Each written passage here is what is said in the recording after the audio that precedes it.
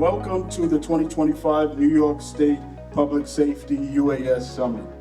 I want to thank all of our presenters who come from across the country and across the state to come kind of share some of their lessons learned and best practices. Over the past few years, we've seen uncrewed aircraft systems become an integral part of public safety in New York State, across the nation, and around the world.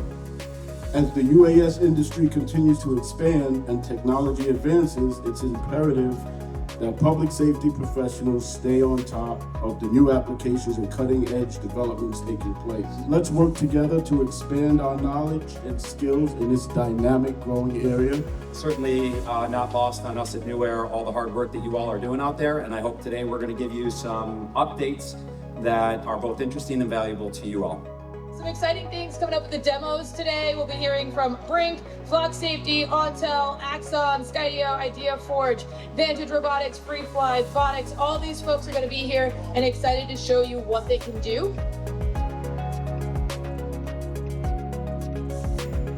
We are offering the top agency and the top pilot an opportunity to win the 2025 Top RPIC Trophy.